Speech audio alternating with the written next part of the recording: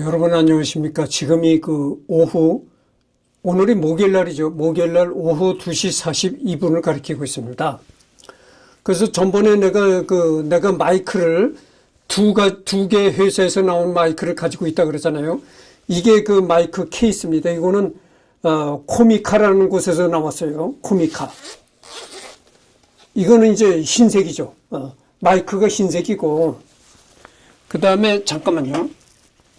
그 다음에 드론 만드는 회사 DJI라고 써져 있잖아요. 이 드론 만드는 DJI에서 나온 마이크입니다.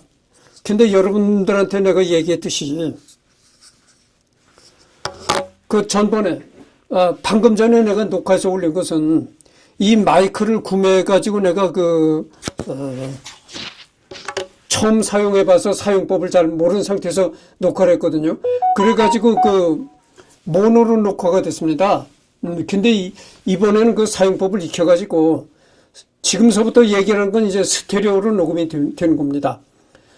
그래서 방금 전에는 내가 사용법을 잘 몰라가지고 이제 모노로 녹음했는데 이번에는 사용법을 알았어요. 그래가지고 스테레오로 녹음을 합니다. 그렇다는 걸 말씀드립니다. 그래서 이제 이번 시간은 여기서부터 할 차례인데요. 한국 전쟁에 대해서는 일본 제국이 태평양 전쟁에서 항복한 1945년 8월 15일부터 베트남에서 미국이 물러난 1975년까지 30년간 동아시아는 사실상 일본이 뿌려놓은 내전의 씨앗이 발한 내전 상태였다고 규정하며 6.25 전쟁도 그런 큰 흐름 속에서 봐야 하므로 북한의 남침이라는 사실 자체는 역사적인 가치가 없다고 본다. 당시 중국 공산당 휘하의 조선의용군이 북측에 가담하고 임시정부의 광복군이 남측에 가담하여 동족 상잔을 저질렀다는 처참한 역사를 직시해야 한다고 강연하였다. 이거는 말이죠. 이거는 김용옥 교수의 말이 맞습니다.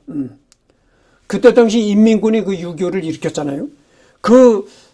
김일성이가 일으킨 인민군이 어떻게 구성이 되냐면은 중국 공산당 휘하에서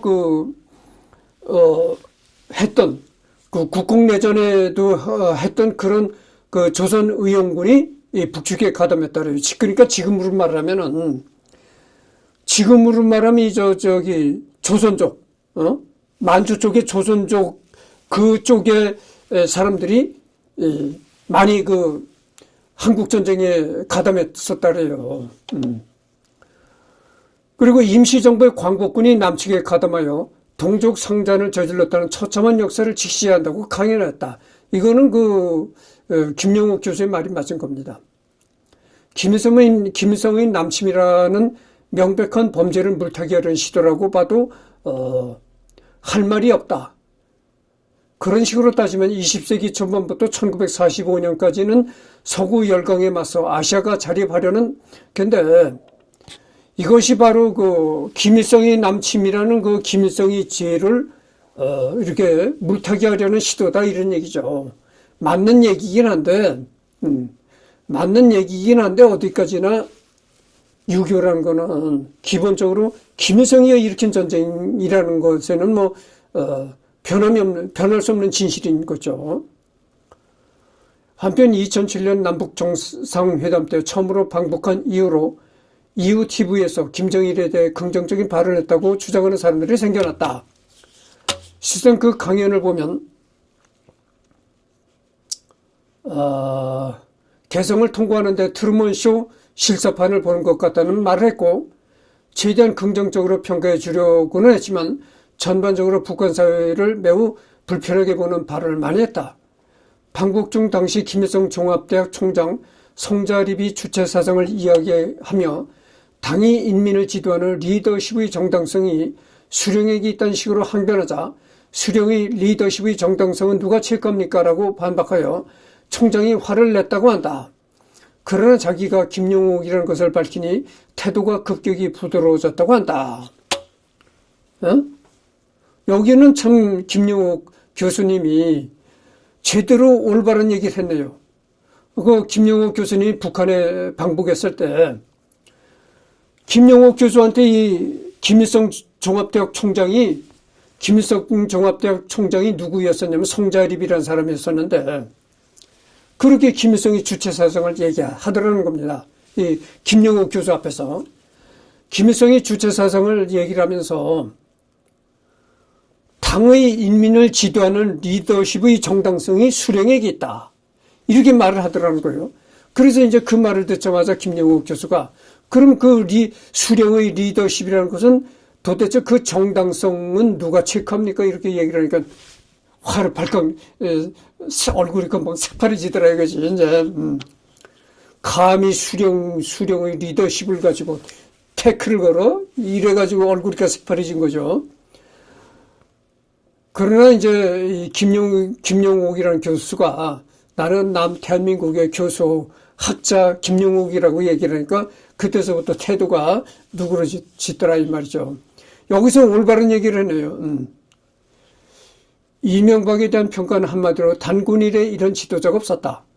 연산군보다 악랄하다. 일찍이 폭력으로 국민을 해친 경우는 많았고, 이런 폭력에 대해서는 국민들이 정당한 항거를 하게 된다는 것. 그러나 이명박 정권의 경우는 소송, 언론, 조세 등으로 교묘하게 사람들을 물먹이고 공격과 국민의 혈세를 자기들 사유재산으로 집어삼키는 유례없는 야비한 짓을 하고 있다는 것이다. 하는 짓이 너무 교묘하다 보니 국민들의 도덕성도 마비되었고 뭐가 잘못되고 있는지도 모르는 상태라고 비판했다. 이렇게 돌 김영옥 교수는 이명박 대통령을 굉장히 비난했다는 겁니다. 근데 이명박이가 대통령 되기 전엔 이명박이를 아주 좋게 얘기를 했다래요.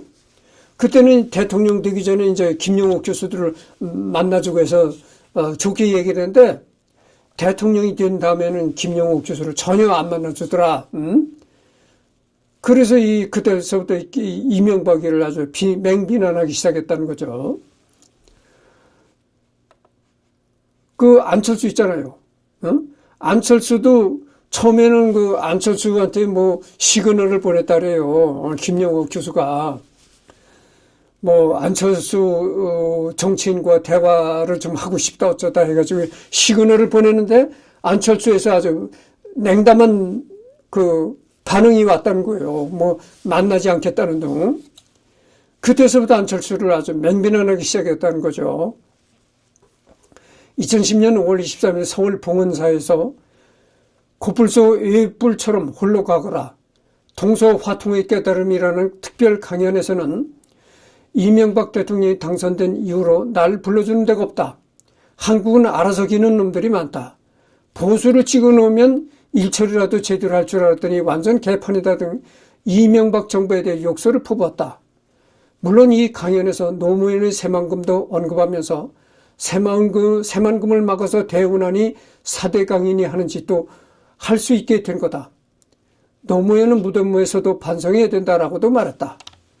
김대중과 노무현의 10년의 실망은 국민들이 이명박을 뽑아줬는데 이렇게 개판을 치면 남는 건 좌절뿐.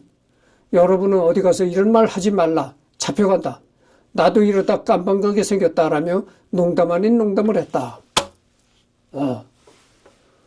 그게 여기 나오잖아요. 이명박 대통령이 당선된 이후로는 날 불러주는 데가 없다. 한국은 누가 대통령이 됐다 하면 알아서 자발적으로 긴다 이거지 이제. 강연에선 남침 유도서를 주장하기도 하였고, 천안함 피격 사건과 관련하여 북한 소행이라는 민군 합동조사단의 발표에 대해 0.0001%도 설득이 안 된다며 정말 웃기는 개그라고 정면 비판했다. 천안함 피격 사건이 절대 북한의 소행일 리는 없다. 북한의 소행일 가능성은 0.00001%도 안 된다. 이렇게 얘기를 했다는 겁니다. 패잔병 새끼들이 계급장이나 떼고 나오던가 개선 장군처럼 앉아서 국민을 겁주고 있냐? 일본 사무라이였으면 할복했어야 했다라는 발언으로 국가보안법 위반으로 고발당해서나 서울중앙지방검찰청 형사의 일부 신유철 부장검사에 의해서 무혐의 처리되었다. EBS 중용 강의가 진행되는 중 돌연 EBS에서 일방적으로 자신에게 방송 중단을 통보했다며 광화문에 나와 1인 시위를 했다.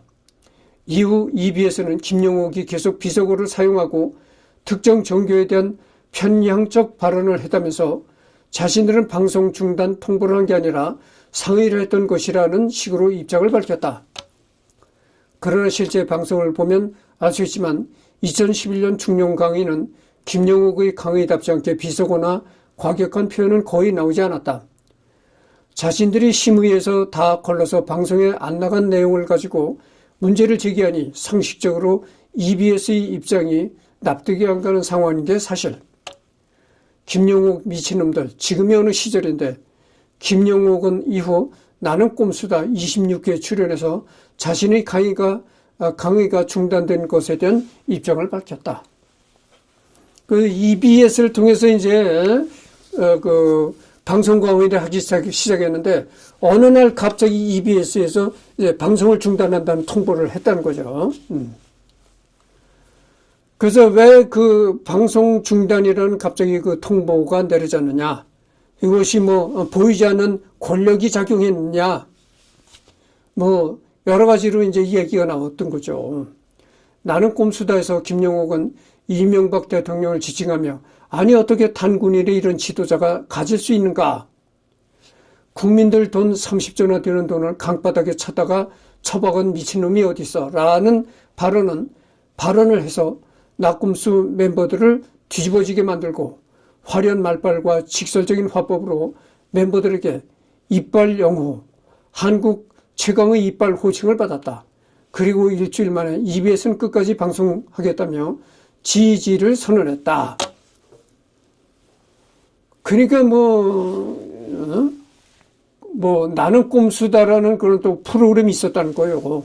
거기서 얘기를 하면서 김용옥이가 이명박이한테 아니 어떻게 단군일에 이런 사람이 지도자가 나올 수 있느냐.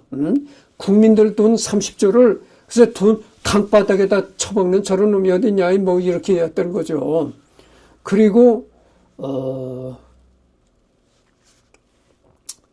그 이후 다시 한번 나는 꼼수다.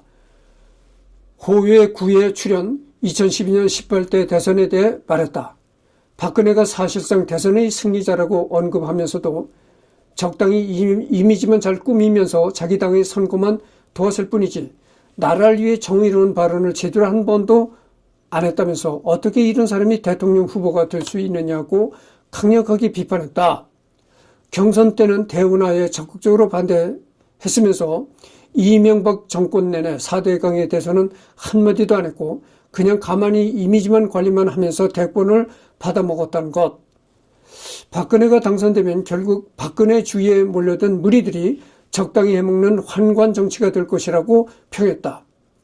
그리고 이 예언은 시간이 흘러 2016년 10월 말이 되자 사실로 밝혀졌다.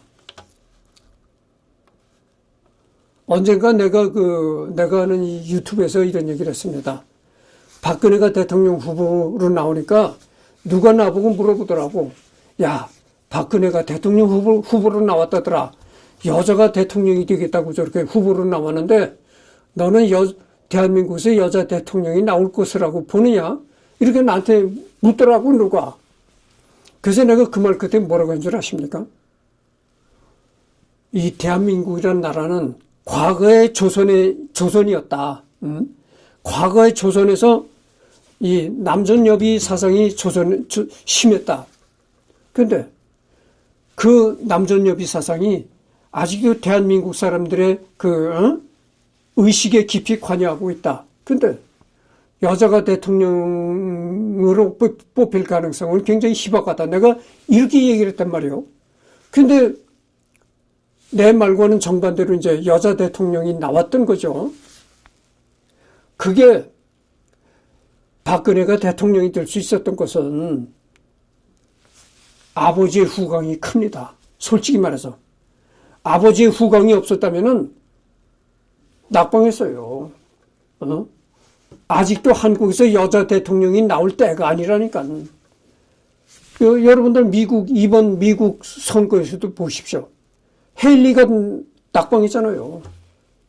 미국은 우리보다도 훨씬 앞서서 민주주의를 했던 국가인데, 미국은 개국 초기부터 민주주의를 했던 나라예요. 워싱턴. 초대 대통령이 워싱턴이잖아요. 초대 대통령서부터 민주주의를 했던 나라고, 우리나라는 과거에는 그 조선 왕체제였었고, 또 일제강점기 있다가, 늦게 독립을 해가지고 민주주의가 얼마 안 됐습니다. 우리나라는. 근데 일찌감치 민주주의를 한 미국에서도 여자 대통령이 아직도 못 나오고 있는데, 힐러리 전에 또 누가 나오려고 했습니까? 그 클린턴 대통령 부인 힐러리 클린턴이가 또 자기가 대통령이 됐다고 여자가 또 나왔던 적이 있었잖아요. 그 여자도 못 됐잖아. 그래서 그 민주주의가 발달한 미국에서도, 그러니까 선발국가죠. 민주주의 선발국가에서도 여태 여자 대통령이 안 나왔는데, 민주주의 후발국가에서 여자 대통령이 나왔다는 것은 정말 이게 박근혜는 아버지 후광으로 그렇게 된 겁니다. 그렇지 않았으면 대통령이 못 됐어요. 그리고 이 예언은 시간이 흘러 2016년 10월 말이 되자 사실로 밝혀졌다. 추가로 2012년 대선과 관련해서 민주통합당의 여러 후보들에 대해서도 허심 탄회하게 의견을 내놓았었다. 문재인은 사람이 맑다고 평가했고, 고발뉴스 대선 특강편에서 노무현 전 대통령과 국정 철학이 다르고 만약에 대통령이 된다면 노무현 전 대통령보다 잘할 거라고 평가했다. 손학규는 콘텐츠가 강하지만 열정이 부족한 편이라고 평했다. 가장 큰 문제는 서로 격려하며 분위기를 올려나가야 하는데 그런 식의 단합이 제대로 되지 않는다는 것이라고 말했다.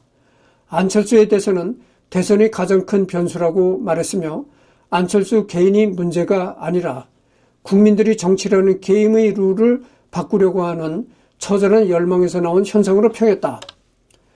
안철수가 당선되는 편이 새로운 인물들이 들어오면서 정치판이 근본적으로 개혁될 수 있기 때문에 안철수 쪽으로 단일화되는 것이 낫다고 보지만 전제 조건으로 민주당이 그를 포용할 만큼이 되어야 한다고 말했다. 그리고 안철수 신드롬 당시 그에게 편지를 보냈는데 답장 안 해줘서 더럽게 기분 나빴다고 하며 꼰대 기질과 권위주의 성향을 숨기지 않았다. 내가 방금 전에 얘기를 했잖아요. 안철수한테 이제 시그널을 보냈는데 안철수가 냉랭했다. 그래서 그때서부터 안철수를 아주 맹비난하기 시작했다는 얘기죠.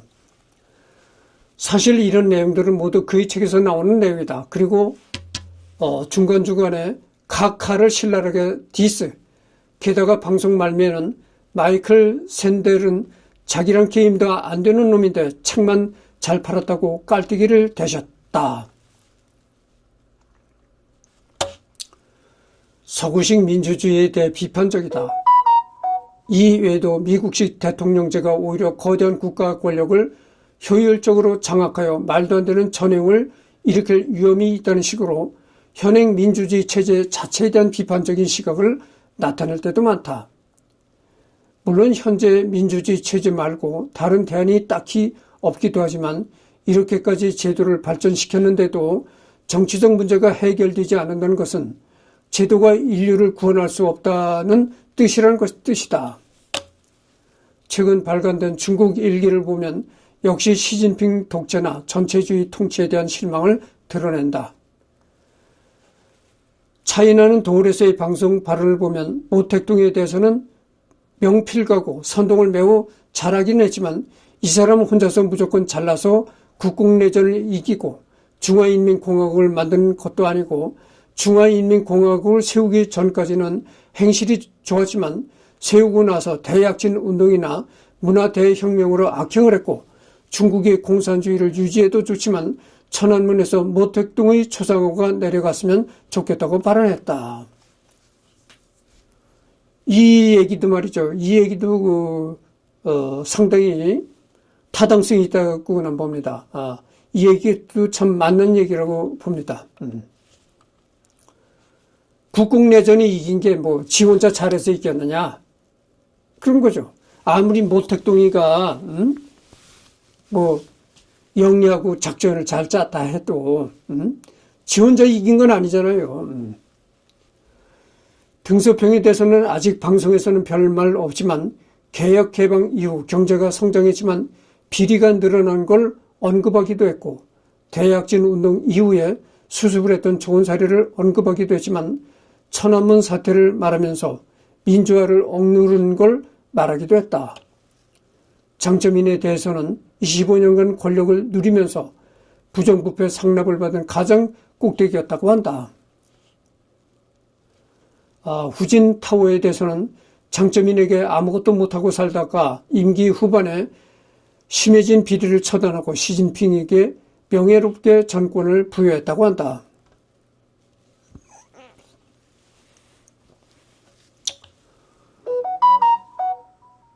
시진핑에 대해서는 시진핑의 아버지 시중신과 더불어 매우 칭찬한다. 서방이나 국내 언론에서 시진핑의 부패 척결이 권력 강화이기만 하다는 걸 부정하고 시중신이 어린 나이에 큰 공산주의 조직 세웠던 거나 천안문 사태 때 후야 오방을 지지했던 걸 언급하기도 한다.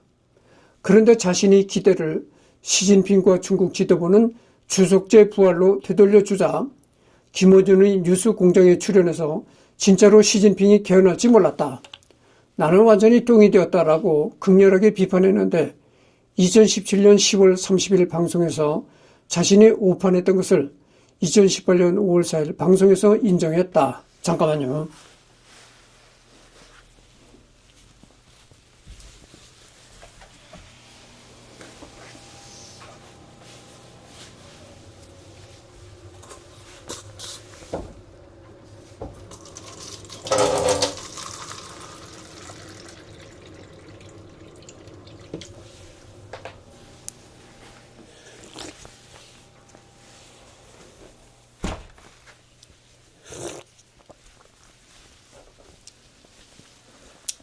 목을 죽여가면서 해야 되겠습니다. 목이 말라서.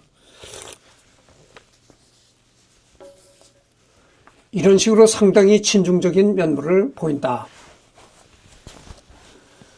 미국은 50년 우방, 중국은 5천년 우방이라는 김영옥.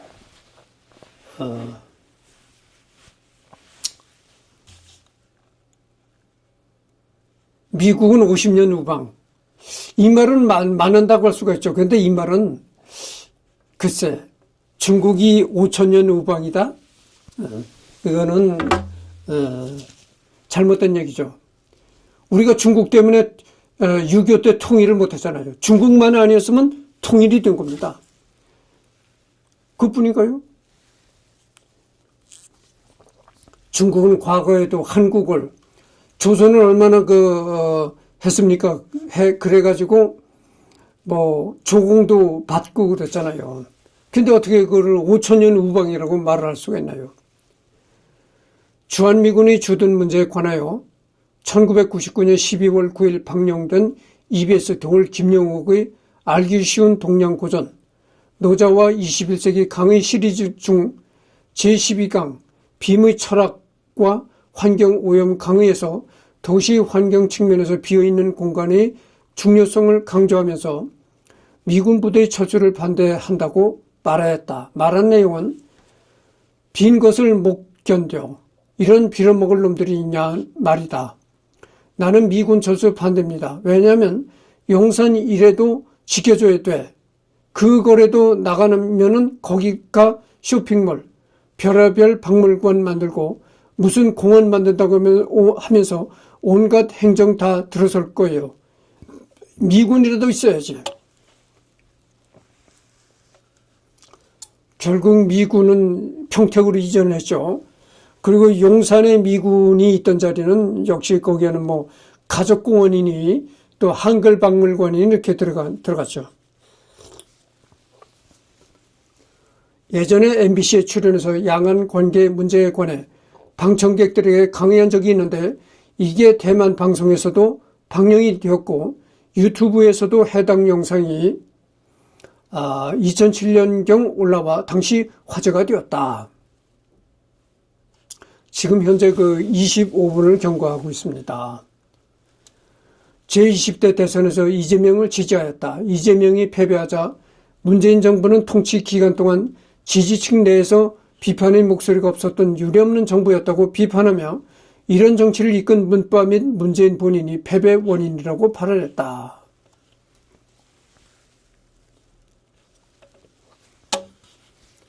성격 및 한국 사회에 끼친 영향. 김용옥의 등장은 한국에 엄청난 파란을 일으켰다. 애초에 김용옥은 외국에서 공부하다 왔기 때문에 국내에서 선후배 관계 같은 것이 별로 없었고 본인도 그딴 거에 신경을 안 쓴 편이라 사정없이 말을 갈기다가 여기저기서 상당히 욕을 먹었다. 특히 상당수의 한국 학자들을 순식간에 일본 학자 짝퉁으로 만들어버렸다. 사실 과거 한국 학계는 일본이 연구 성과를 표절한 경우가 많았다. 실력 있는 학자들이 제대로 대접도 못 받고 이리저리 불려다니는 게 싫어서 당시에 강의 초청이 들어와도 수백 명의 청중과 당시 돈으로 거금인 100만 원 정도의 초청료가 없으면 초청을 안 받는다고 공표한 적도 있었다. 본인의 말에 의하면 젊었을 때는 자신을 깔아뭉개려는 자들 때문에 더더욱 거칠게 맞불을 놓는 행동을 했고 그만큼 잘난 척도 많이 했는데 이런 일들 때문에 쓸데없는 에너지가 소모가 컸다가 한다. 환갑이 넘고 나니까 자신이 가르친 제자들도 많아졌고 한국에서 어디를 가든지 사회적으로 존중을 받는 위치가 되었고 자신도 철이 들어서 과거보다는 얌전하게 살 수 있게 되었고 글도 예전보다는 정갈하게 쓰게 되었다고 한다. 물론 얌전해졌다고는 해도 보통 학자들보다는 훨씬 발랄하다.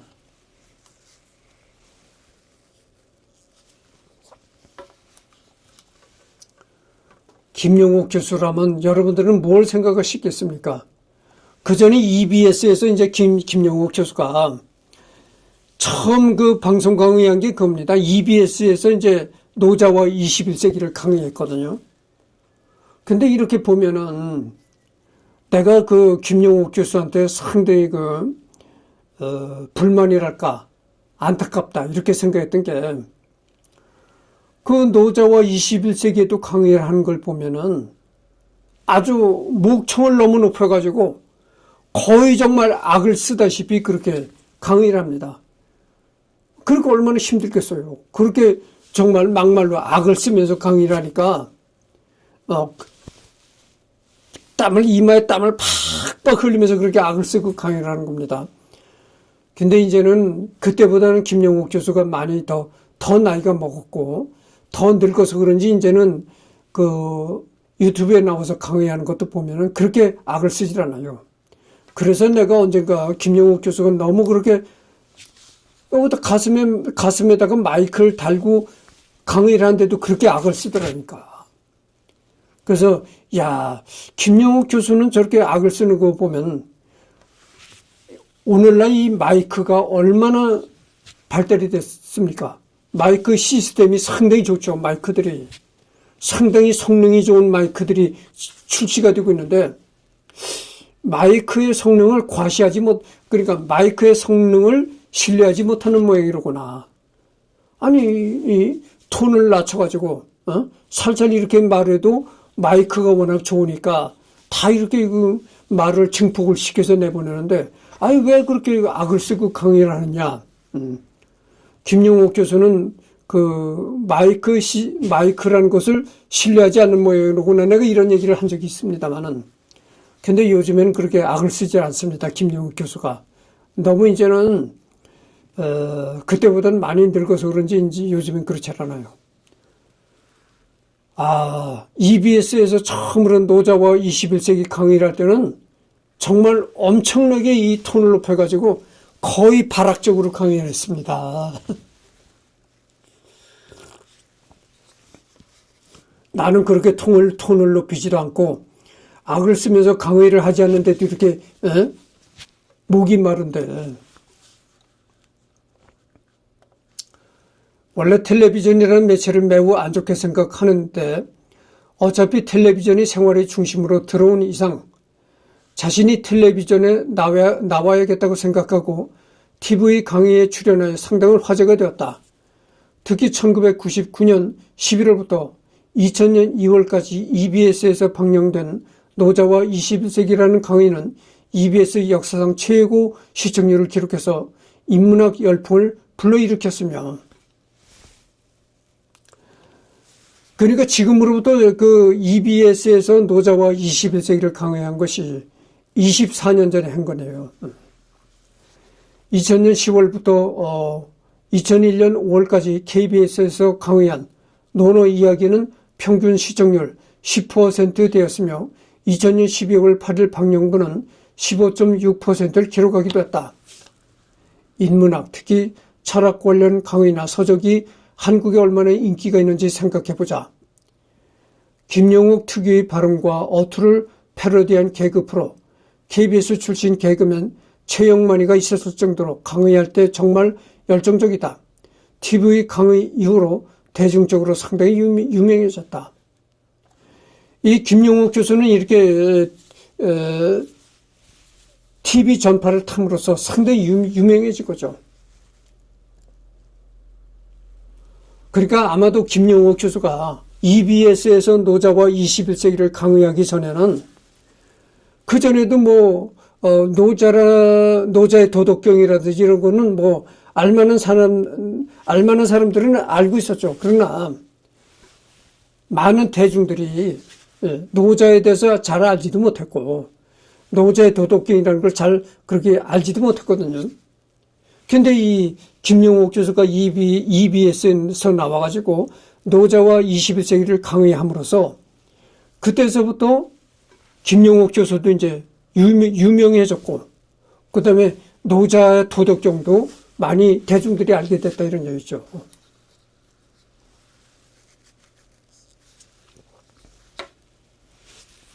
대중들은 먹고 살기 바쁘고, 혹시 또 시간이 난다 하더라도 한 잔 착 때리고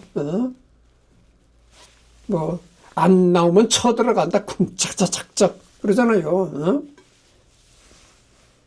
그리고 그런 게 대중들이야. 그 유흥적으로 술 먹고 먹고 마시고 이제 가요 부르고 안 나오면 쳐들어간다 쿵짝짝짝 하고, 그거 있잖아요. 방실이가 불렀던 노래 중에 그게 있는데, 방실이도 이제 돌아가셨습니다만은, 하여튼, 참 그런 거, 넘어갑시다. 노자 강의를 할 때 김영옥의 해석이 틀렸다면서 각지에서 한문 도사들이 너도나도 책을 냈으나 다 묻힌 지 오래다.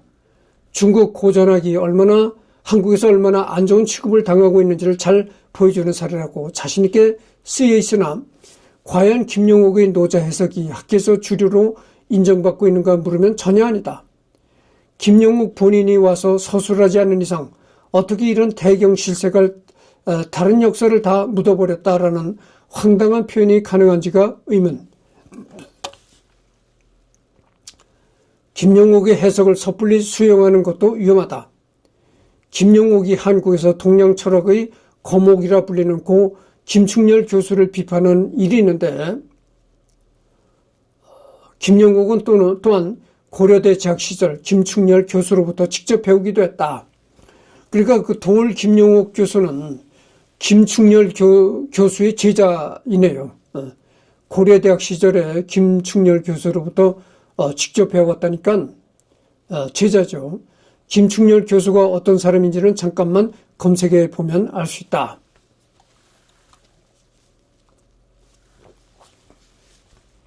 (2007년에는) 인터넷 강의까지 영역을 넓혀서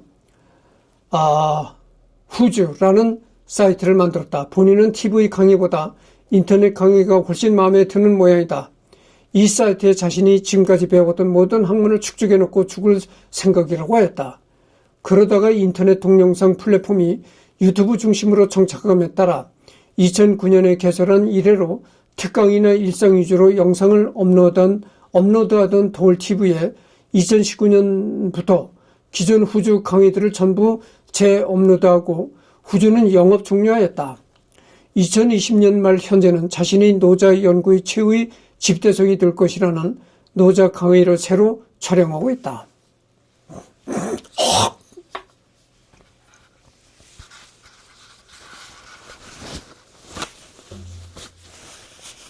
예전에 지금은 유튜브 전성시대잖아요. 근데 지금 같은 유튜브 전성시대가 도래하기 전에는 이것도 인터넷 강의이긴 한데 유튜브는 아니죠. 후주라는 사이트인지 하여튼 그걸 만들어서 강의를 했었습니다. 그러다가 유튜브 전성시대가 도래하니까 후주에서 강의했던 영상을 유튜브에다 이제 올렸다고죠.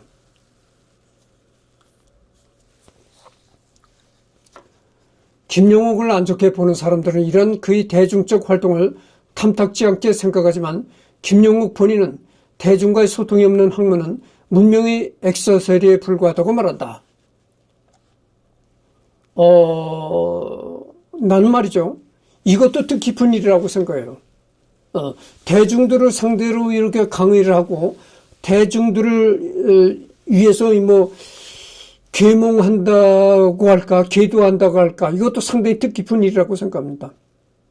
여러분, 사실 김용옥 교수가 유튜브나 이런 데서 강의를 하지 않는다면은 일반 대중들은 그런 주역이니 중용대학, 노자 이런 거를 그렇게 깊게 전달받을 기회가 없습니다. 그렇잖아요. 그런 걸 노자니 중용이니 대학 이런 걸 하려면은 적어도 대학 이상에 가서 동양 철학을 전공해야 되는데 대학에 간다고 해서 누구나가 다 그런 걸 접할 수가 있는 것도 아니고 일반 국민은 더더욱 그런 걸 접할 수가 없다고 하죠.